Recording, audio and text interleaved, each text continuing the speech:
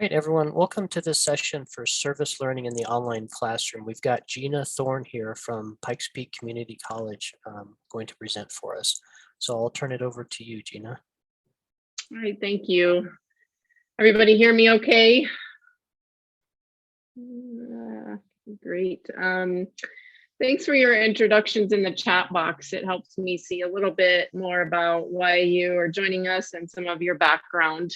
So it looks like we have people here from the University of Colorado, Pikes Peak Community College. So continue to add any info there. I am faculty at Pikes Peak Community College. I teach sociology, and I have been part of the HIPS team, which is our high impact practices team, for the past several years. The area that I have specialized in is service learning. Before the pandemic, I was teaching online fairly heavily and wanted to know a little bit more about how I could use service learning in the online classroom. Then the pandemic came, and of course, a lot of our instruction went online, whether it was remote or high flex or fully online. And that necessitated a full pivot to offering service learning options for online students. I did a slow rollout of service learning in my online classes, but now use them in all of my courses. And I'm just going to visit the chat box too. We have someone here from the University of Oregon and a program director, Selena, welcome from Red Rocks Community College. It's wonderful to see all of you here today. I will share my contact information at the end as well. Feel free to reach out to me. Our college is doing a great deal in terms of high impact practices, and service learning is one our most popular ones. We're hoping with the return to the classroom, we'll see that popularity go back up. At the same time, I want to offer the model that we can use service learning in online courses, and that perhaps our resistance to it is solely ours, that I have not encountered significant resistance to it in the online classroom. If anything, I've encountered a lot of excitement and enthusiasm and creativity among students. So today I want to talk to you a little bit about service learning as a high impact practice and equity theory. Let's look at some equity data from Pikes Peak Community College, and then we'll talk more specifically about service learning in online courses. We will be saving questions for the end, so please feel free to type any in the chat box, and I will go back and review those and make sure that we get a chance to hear from everyone. So with that, we will get started. And I'm going to adjust my screen a little bit. So I've already referenced the term HIP. A HIP is a high impact practice. A definition from CU 2013 is sort of considered the key contributor to our knowledge on high impact practices. HIPs are teaching and learning practices that have been widely tested and shown to be beneficial for college students from many backgrounds. So HIPs are also what we would consider an equity practice. And we have data to support that I'll share with you in just a minute.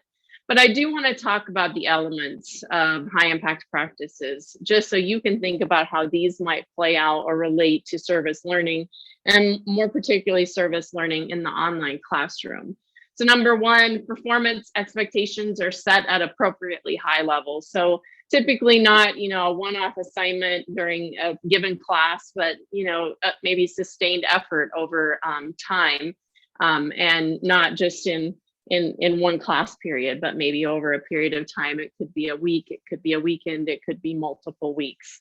With that, number three, interactions with faculty and peers about substantive matters. Those will likely be defined by your content area, but the aim is that HIPs relate back to key issues reflected in your field or in the student community. Number four, experiences with diversity, wherein students are exposed to and must contend with people and circumstances that differ from those with which students are familiar. So we're looking for those diverse experiences. Five, this is part of our role, frequent, timely, and constructive feedback. So we're guiding students through the process of working on these projects. 6 periodic structured opportunities to reflect and integrate learning. 7 opportunities to discover relevance of learning through real world applications. So the aim is that students can see the connection between what they're learning in the classroom and the world around them, their future careers, and on and on. And number 8, public demonstration of competence. This is an area where we have spent considerable effort in the last year at Pikes Peak Community College. The aim here is to go beyond the classroom. So if students have ways that they can share their work outside of the classroom, then that's the 8th element of a HIP. You can learn more at ppcc.edu/HIPs if you want to explore how we're using HIPs at our college. So service learning as a HIP.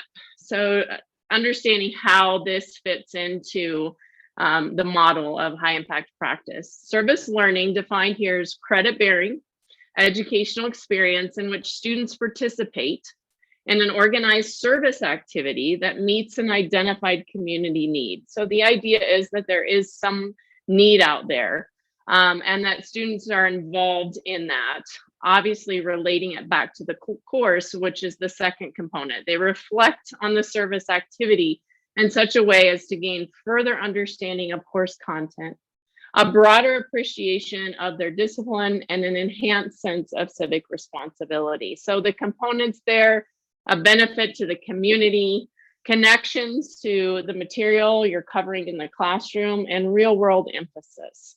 So the emphasis as well is on equity and impact when it comes to not just service learning, but all high impact practices.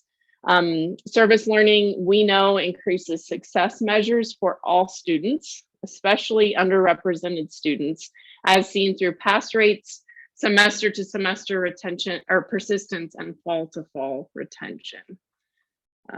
And so I want to talk a little bit more about sort of motivation, like how, why to use it, what students get out of it, and what faculty and college members can also gain from this experience. So we know that students who serve rethink how they learn and why they value their education. They become involved in their communities, so it's not just a short-term experience, but often engaged longer term. They become active rather than passive learners. So rather than just sort of taking in content, they become engaged with the learning process.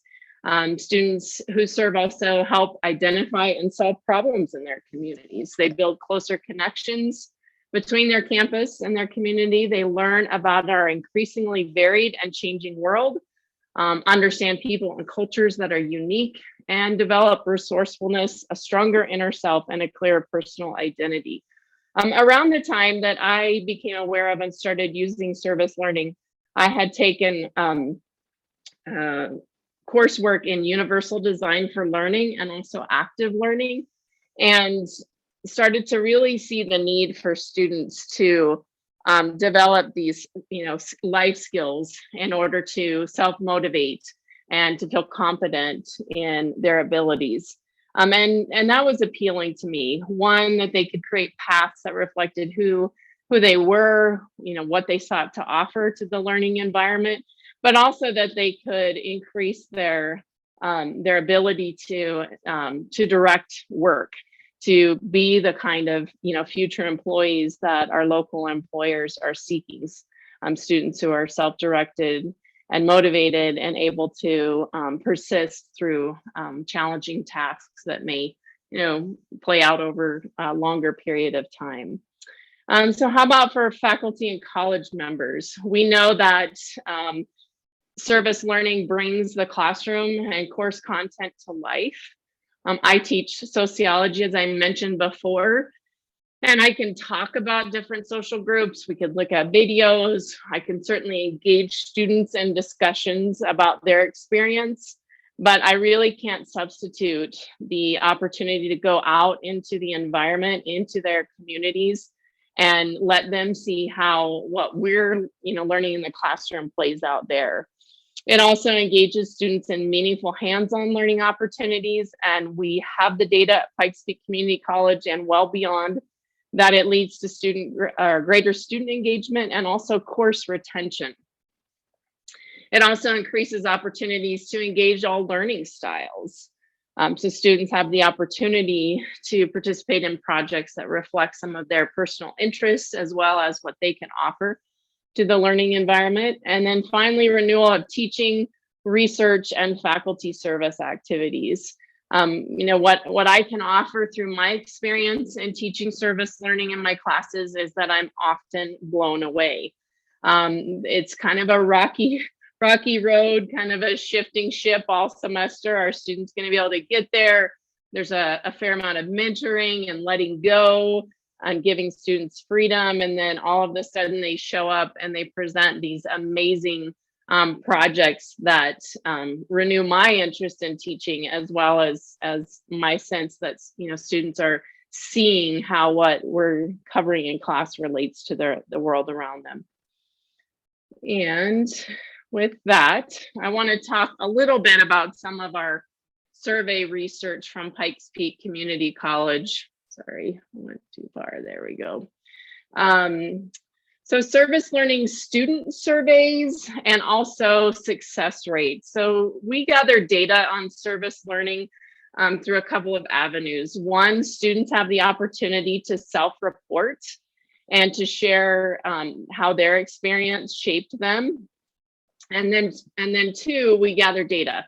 So we have organized classes by whether or not they represent service learning.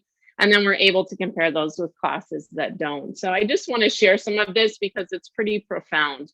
So from the student survey side, 86% of men of color reported that their service learning experience led to an increase in their sense of belonging, compared with 76% of white Caucasian males. Men of color reported an average 5% higher level of change in their personal values and beliefs, sense of community connectedness, attitude towards serving others, and likelihood of continuing to volunteer compared to white or Caucasian male respondents. Among all reported ethnicities, Black or African American students reported the highest levels of building close relationships with their classmates at a rate 6.23% higher than white or Caucasian students.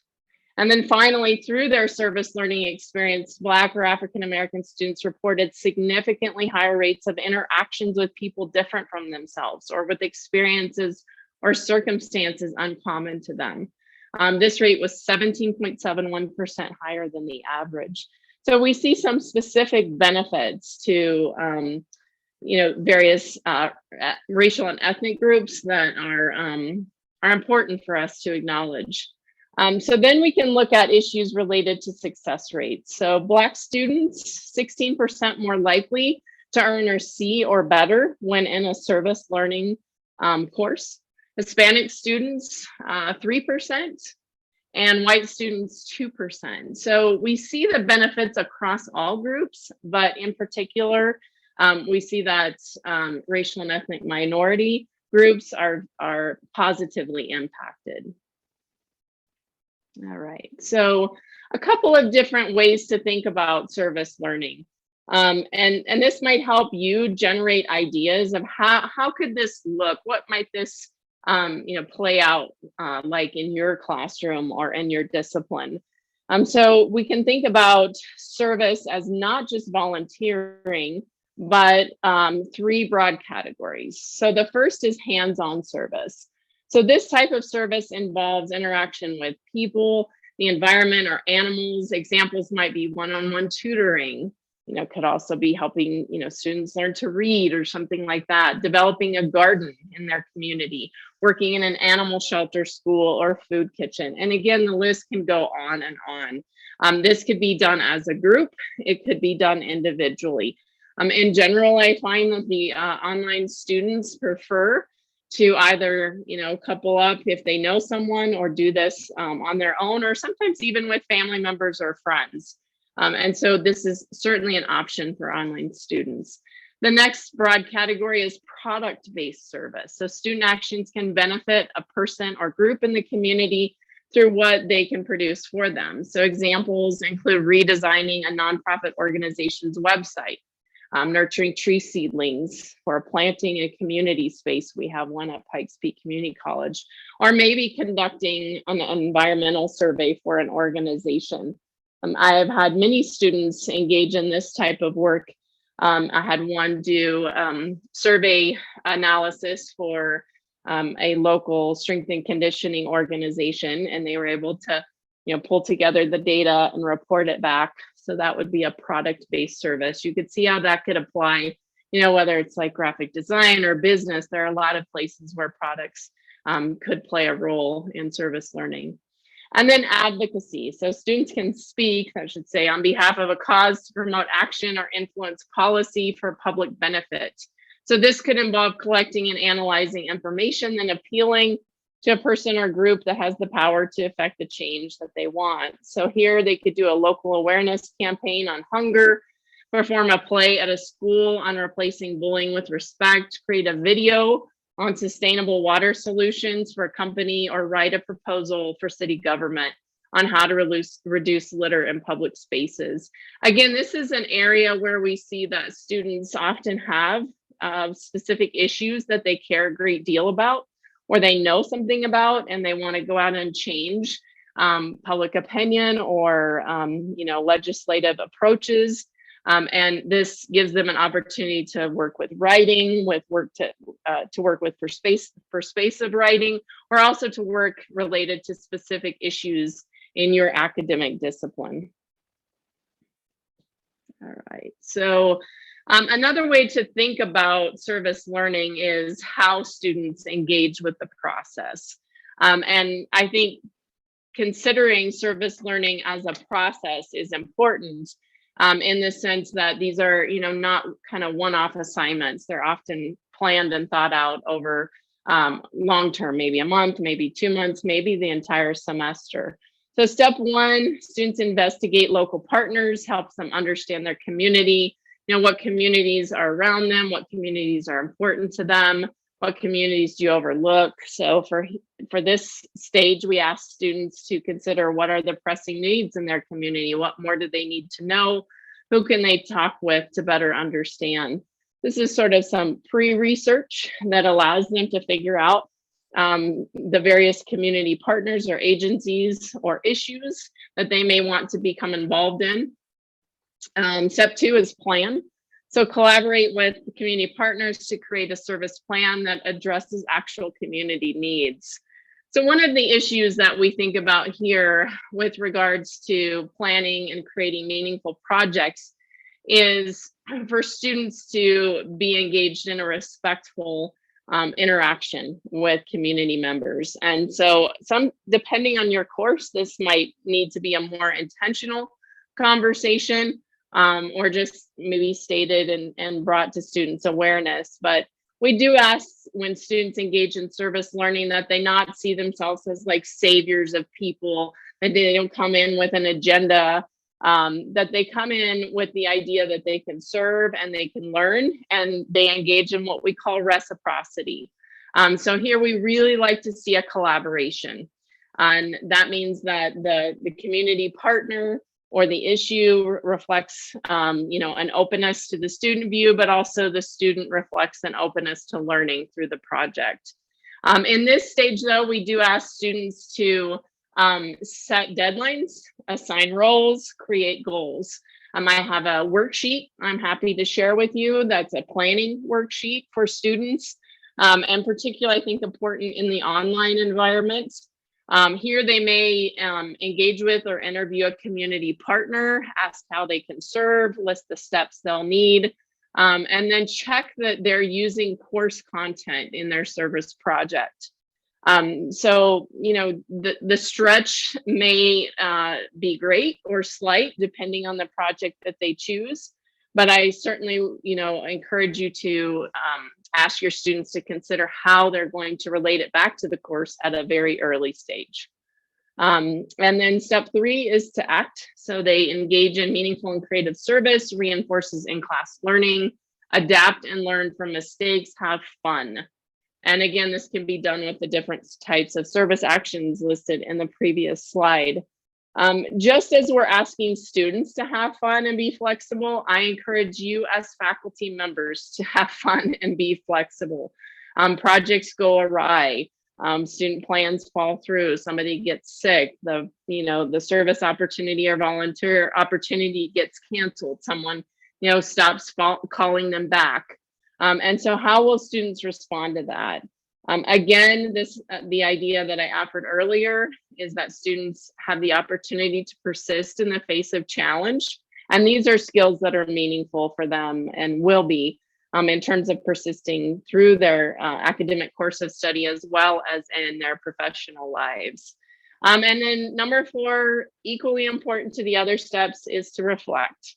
As part of their assignment, ask students to take the time to think about what they learned most, what surprised them, what was most meaningful, did the project meet its goal? And this can vary based on your curriculum or department or discipline, but as part of the reflection phase, I also ask that you consider having the students make those very clear connections back to course content. So revisiting what they thought were the connections early on, are those still the connections that they're seeing now that the project has been completed? All right, so a couple of tips, features that I like to encourage you to consider. And some of these I've mentioned. So engagement, reflection, reciprocity, and public dissemination. So engagement, does the service or engagement meet a public good? How do they know? Has the community been consulted? Have campus and community boundaries been negotiated? How will they be crossed if there are any concerns there? Reflection, which we already talked about, that can be an assignment, a discussion board. There are lots of ways to work with that. A presentation, they could do an audio presentation, a video presentation in the online classroom. Reciprocity, I reflected earlier. Reciprocity suggests that every individual, organization, and entity serves as both teacher and learner. So participants are perceived as colleagues, not servers, not clients, not saviors. And so, having students keep in mind their engagement with community and that spirit of respect and reciprocity. And then finally, public dissemination, certainly in the classroom. So there can be an opportunity for students to share their final project in a discussion board. They might also share, say, oral histories back with the people they created them for or in that community. There can be ways for students to present if it's some sort of a piece of literature or something they've written, maybe there are forums through your various colleges that they could share those to. So the idea is that the learning, potentially extends well beyond the classroom and not just into the classroom, but certainly there as well.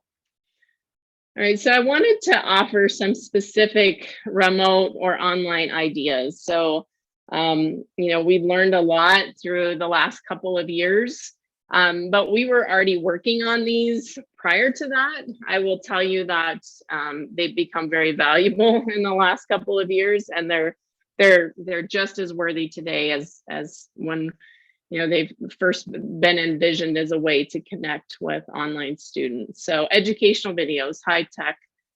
Students can create a YouTube community education video about a nonprofit organization's work, a community population's needs, or summary of the impact of volunteer work.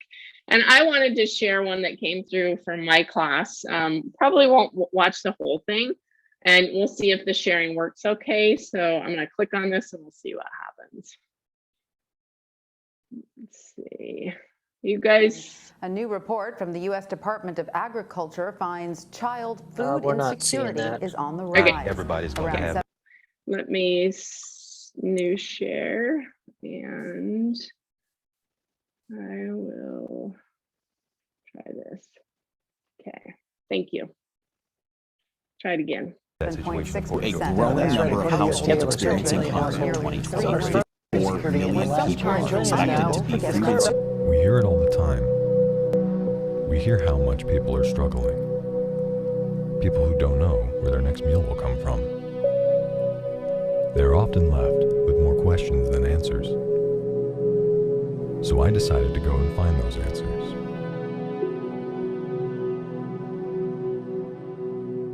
That's when I found Care and Share Food Bank of Southern Colorado.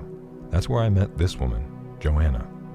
I do all things storytelling here. I get to go out in the community, talk to the people who receive our food, the partners that we work with, and then I take all of that and I put it together to help really share the story of what we do. Tell me, what is Care and Share and what do you guys do here?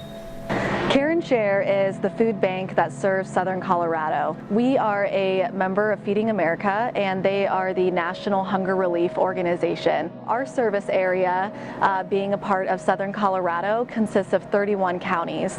The best way to really visualize it is by going to the town of Monument and then splitting the state in half from there on. So from the town of Monument all the way down to the New Mexico state border, and then we go all the way across to the western slope and to the eastern plains. So what is it that Care and Share is providing for these people? Well, let me do my best how it's made impression, and I'll show you.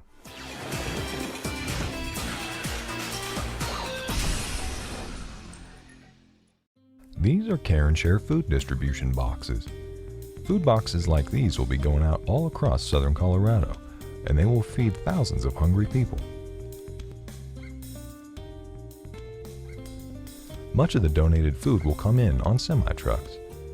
These will then be unloaded by the use of forklifts. These frozen foods are then brought to the volunteers on big pallets.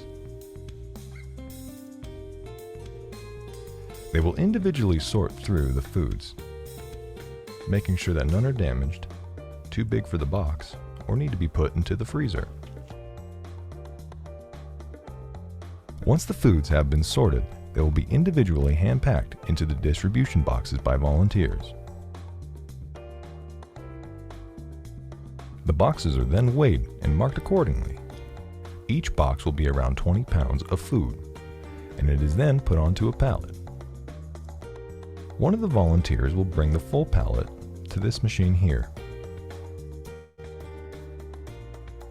This is a specialized machine that will wrap up the entire pallet of food boxes automatically. It's fast enough to do it in 60 seconds.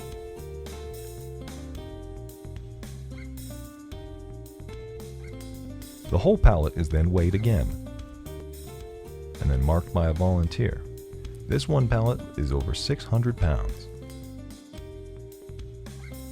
The pallet is then moved into this industrial-sized freezer, where it will wait to be loaded on a truck and distributed to many families in need. Thank you. Now back to... Right. So I am going to take us back to our slides. I did want to reflect that video ended up being about 10 minutes. So we just saw a few minutes of it and reflected what a student did last fall. This student had special skills in video production and editing, and obviously a very nice voice for reflecting on what Care and Share does. And he used that to create something meaningful around the topic of food security, poverty, and other issues that we explore in sociology. So another low-tech option would be a poster session. So students can develop an academic poster sharing statistics about an issue, a population, something in your discipline or in their field. This could also be like the mission statement of a nonprofit, other service organization, volunteer work that might be available, connection with a connection to the course with specific concepts and theories. So in this instance, the students are doing what we'd call public education or public awareness. They could either hang them up, or in some cases, students can sit with their posters. And I've had students choose this over the years. For the online session, I asked that they take pictures of their poster and of them, sitting with it. So just to reflect on how that went for them. Marketing material, here students can contact nonprofit organizations, or even like on-campus agencies to see if there are promotional materials, newsletters, other written communication items that they could create So it could be flyers, brochures, or other marketing materials. Letters of advocacy, this is kind of low tech, but does involve research. So they can research an issue or an experience and prepare a letter of advocacy based on their knowledge or experience. So in some cases, students have done research to back up a specific viewpoint. In other cases, I've had students with specific experience related to a social issue, and then they can advocate based on that experience. And then in this instance, I just asked students to include the letter and any potential responses. They could do a neighborhood or community supply drive. This can be even on campus. A social media campaign, students seem to like these as well. In this case, they could use their YouTube video, an academic poster, maybe an online poll, or some kind of literature, and they can begin a social media campaign. In this instance, I asked students to take screenshots and upload that. They can gather or produce, even in the case of more creative fields like creative works, and share those with affected groups for healing, advocacy, etc. E-portfolios. So this is the idea that they pull together creative work and put it on personal free sites so that others can explore them. Stories from the pandemic has been a great example of this, where people have written in or students have gathered information. They've interviewed people on this topic and then helped to publish that so that others can have access to it. Interview those affected by another event, perhaps than the pandemic. Could be like an economic downturn, immigration, etc. And then there's another link here. So there are opportunities through the Harvard Implicit Bias Study, the Gutenberg Project, Zooniverse, and others. So if you want my slides for kind of plug and play to see if any of those might fit, feel free to reach out to me after. All right, so what have I learned through teaching service learning online? First, start early. So mention that the course will have a service learning component in the syllabus and day one. There are a few students who, for whatever reason, maybe have concerns about it, or maybe it won't fit for them. And I think it's fair to just offer that that's part of the course requirement. I feel like by being creative and working flexibly with students, we can meet the needs and limitations of all students, but it is fair to let them know that it is a course requirement and to get them thinking about it early. On that, remind them frequently. So they'll get going in other course content. They'll be doing other assignments. So maybe periodically offering them ideas, reminding them of due dates, those kinds of things. Providing an example. So I would consider either generating your own or find a student paper to share as an example. Some students are really good with like implementing and seeing a project through, but they're not so good with coming up with a creative idea. Now, you may come up with that creative idea depending on how you choose to roll out service learning in your courses, or you may ask them to do it, or you may do a combination of the two. But providing some sort of concrete example can help them. Breaking the project into parts. I do ask students that students submit a proposal, and this is several weeks before their final reflection paper or project. And that way I can ensure that they're on track, that they've outlined a project that will relate back to the course, that they've outlined key dates and deadlines, and that the project overall feels like it's a good fit for this assignment. I also require a reflection paper, and I ask students share that in the discussion board. I'm not sure how many of you use the feature to have students share papers that they write for your course in the discussion board, but I find that when they know that that's coming, it almost sort of ups the ante a bit for them, and they really want to make a positive impression on their peers. In addition, I use it as a final reflection in my course. And so because the students design their own project and focus on different issues and different approaches to engaging with those issues, then it provides a really nice final review for the course. But I definitely do recommend a rubric, and I'm happy to share any of those materials with you. I have created those for my class, and I think they would work for other classes as well. Be prepared to mentor. So students often need encouragement from I have no idea what I'm going to do, to my project fell apart, to I'm sick, to I'm not sure if this fits. And so I do answer a fair number of emails related to the projects. I would also encourage you to create a discussion board item just related to service learning, and have students share ideas there. And be positive and supportive. I've noted that students will cue off of us. You know, if we're encouraging and offer optimistic approaches to the project, they tend to follow suit. And then finally, stay flexible. So often plans or projects don't go as students intended. So remind students of this early on, encouraging them to work on it before it's due. Again, an executive skill that we know our students need for the workforce.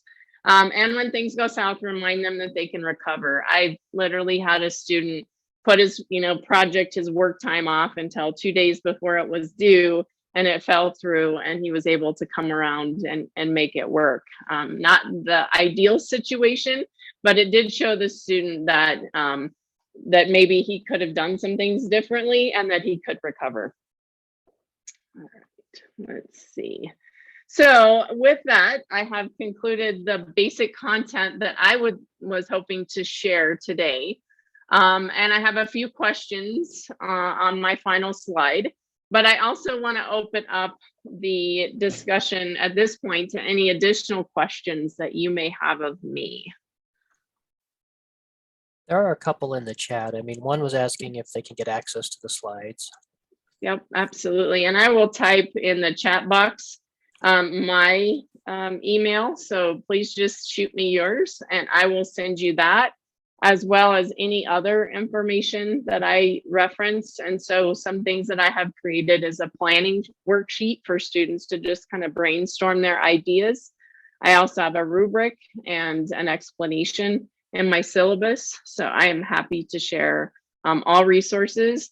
And then also we have additional ideas on service learning at our institution's website, ppcc.edu/HIPS. So you'll find other ideas on different disciplines and examples of student work there as well. Brandon had a question earlier. How can we work around if students cannot or do not feel like they want to do anything in public right now? Yeah, so, and I was going to copy, let me stop sharing for a minute. So let me, I'll come back to the other question on virtual opportunities. So letters of advocacy can always be written completely, contained in student space. So if they want to do the research, write the letter. Social media campaigns can be done all from a student's home workspace. Students can also do YouTube videos. So I've had, for example, a student wanted to educate people on deaf culture. And so she had a background in that. And so she created a 8 to 10 minute video where she gave viewers the basics on how to interact with people who are hearing impaired. Another student did something related to adoption of senior pets. The plug and play that I will post here in just a minute also reflects opportunities for them to help other researchers. So there are great efforts out right now on effectively crowdsourcing to get more people involved in research. And those offer tremendous opportunities for students to feel like they're impacting the wider world, but not having to leave their home. And so the Harvard implicit bias research effort is a great one, and also could be explored just in terms of, and I put that in there. I think that's gonna work. Let me double check that I got the whole thing. Is a great way for students to feel like they're helping advance research But again, they could do it at midnight. They could do it, in a coffee shop. They could do it wherever they have time to do it. And so I really offer that, the only barrier to an online student being able to do a meaningful service learning project, is really their own ideas, right? So, they can be creative, they can brainstorm what will work for them, and how they can be a part of, engaging in a high impact practice, even in an online classroom, and even with, work and school and kids and everything else. So other questions of me, let's see. And I think that link will work. And so feel free to let me know if that is not the case. So Natasha, let me know if that answered your question. Yeah, so I'll just verbally, Amanda, I saw your question. Would I be willing to share how I grade the assignment, including, I'll definitely send that to you. And I do provide that to students from the get-go. And I focus it heavily on applying their experience to the course. So that is the bulk of the points on that final assignment. They have a small section where they do an overall reflection. But for me, the bulk of the points come when they show how their service learning project relates back to what we've been learning. And for SOC, which I see at least one other instructor here, it's a great review because students pick different projects, they relate them in different ways. And it's a final course review that there is just no way I could emulate in any other form or fashion. So it's pretty wonderful to see students leading that review through meaningful work. Any other questions? And feel free to unmute yourself or type it in the chat box. Amanda, I did want to address to a minimum level of engagement. We have collected survey data from students, and it seems that most students spend around 8 to 10 hours of total time on the project. That includes planning, doing the actual service work, writing their paper, creating any final presentations. And so that's, I think, a decent gauge. I don't necessarily say you're going to spend about 10 hours. I do ask that they look at if they're volunteering around 4 hours, and with an absolute minimum of 2. I think they get more if they're there longer. But that looks different. If they're writing a letter of advocacy or doing a poster board, that time plays out different. I don't want to get too restricted on that. But the data that we've collected shows that students do spend around 10 hours on it. And so when you think about how that, how you should weight it, how you should provide time for it, I think that is meaningful. And again, it's spread out over the semester. Any other questions or comments? We have about 5 minutes, so I'm happy to address anything else. 3 to 5, so yeah, absolutely. Yeah, and with that, I don't mandate volunteering. Some are comfortable with that and some are not for a variety of reasons. I will say the students who volunteered for my courses come back with some pretty amazing insights about what they've learned. But I will also offer that students who are willing to create a poster board or interview people and then publish it to our PPCC Parlay or other ways to share their work throughout the college. I mean, those are just as meaningful. Who should revise that students complete? I just trust students. So I sometimes get students that ask me do you need validation or verification? So I don't know. I just trust them, and I think it will show in their paper if they didn't actually do it. One, I'd love for students to share pictures if they're out and about in the community. One caveat I will offer is that if students are working with sensitive populations or people they have not gone up to and said, is it okay? I know you're a volunteer here. Can I take your picture? Not to do that, not to publish pictures, obviously, of, whether it be children or people who are elderly, or the list can go on and on. But I love students. I love it when students share pictures of themselves working in various settings or presenting materials.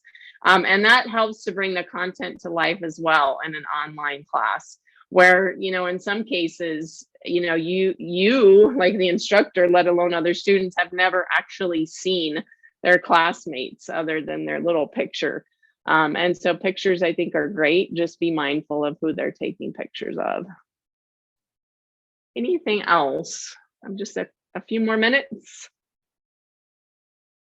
It looks like a link was posted to the survey. And I ask that you please fill that out as well. I'll get that feedback down the line. I am happy to work with anybody one-on-one. Please send me an email and I will share my slides. I will share all relevant information.